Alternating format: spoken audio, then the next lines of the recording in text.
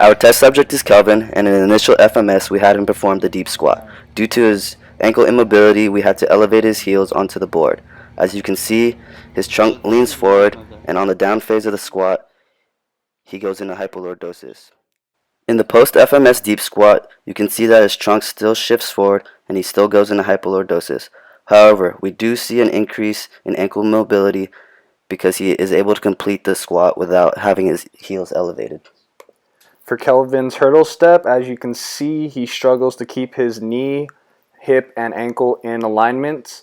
And you see the dowel is not parallel as he takes the step over. He also struggles to keep his foot dorsiflexed, and he shows that he has bad frontal plane stability.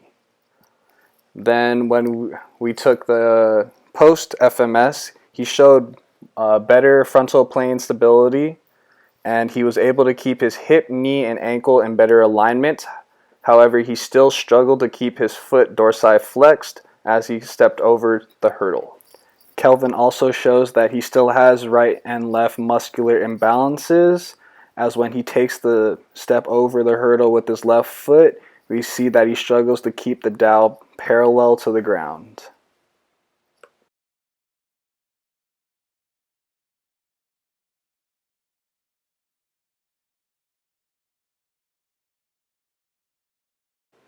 In our next initial FMS assessment, we have Kelvin perform the inline lunge. As you can see, his back heel doesn't stay on the board and the dowel is unable to remain in contact with his sacrum. Throughout the movement, you can see a partial loss of balance and he is unable to maintain alignment throughout the lunge. His knee also does not touch the front foot of the heel. In the post-assessment, we notice a great increase in ankle mobility because his heel is able to maintain contact with the board. The dowel also maintains contact with the sacrum, and an increase in balance and alignment is also noticed.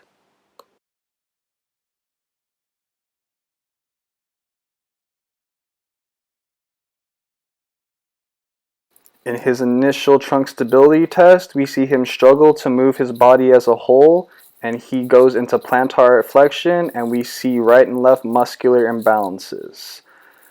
In his post trunk stability test, he was able to move his body as a whole better.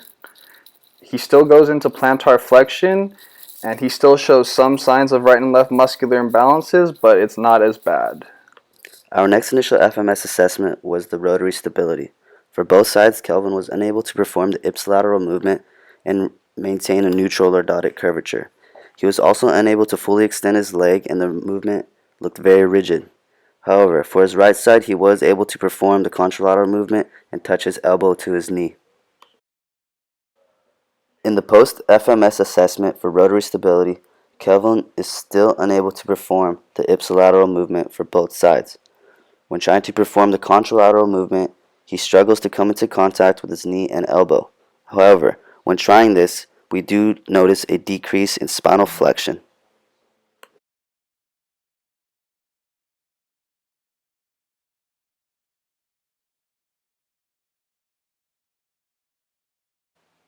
Our next initial FMS assessment was shoulder mobility.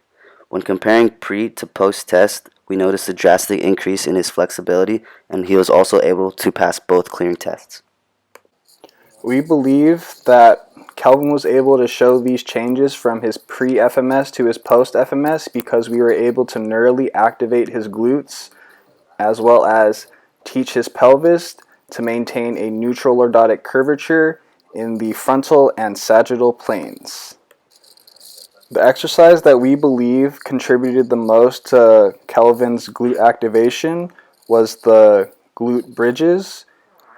And we believe that because he started off just without the band, he was able to neurally activate his glutes and increase proprioception of his glutes. And then when we finally were able to start incorporating the band, he was able to finally start strengthening his glutes. And then we were able to further progress him onto the Bosu ball to further strengthen his glutes. We attribute Kelvin's increased stability in the frontal and sagittal plane of his lumbar spine to the single leg RDLs. We believe that when we progressed to feeding the mistake, he was able to increase the proprioception of his frontal plane stabilizers of the posterior glute med. And when we were to further progress to a contralateral aid, we were able to further increase proprioception for both the sagittal and the frontal plane. As for the FMS test that we saw the most improvement in his shoulder mobility, we would like to attribute that to the shoulder feeding the mistake to increase proprioception of the affected area, and then increasing his rotator or strengthening his rotator cuff muscles through like the rotator cuff pendulum swing.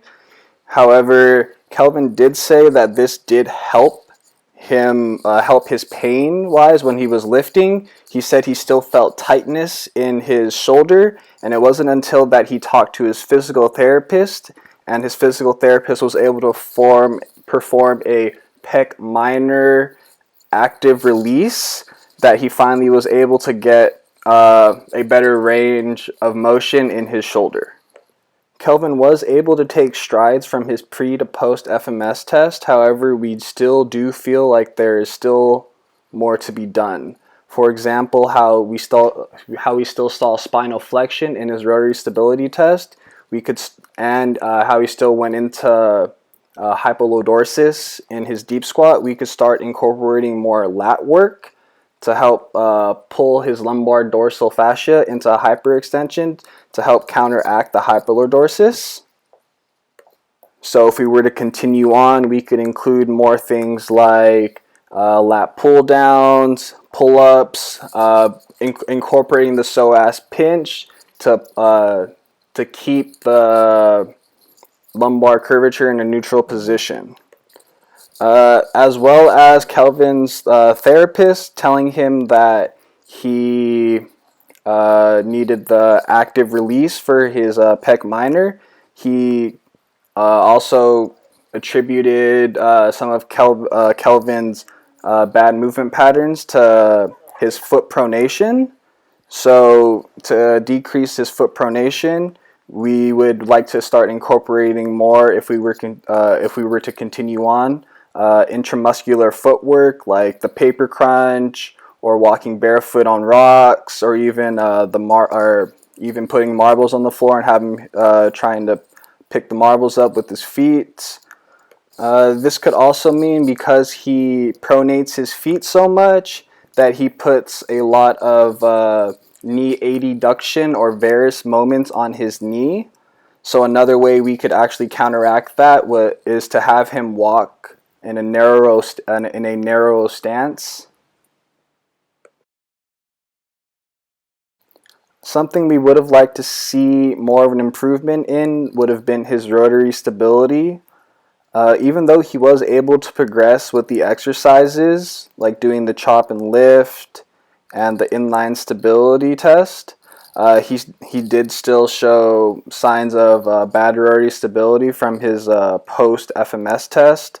So to help incorporate more rotary stability, we could incorporate more of like suitcase walks, or the side plank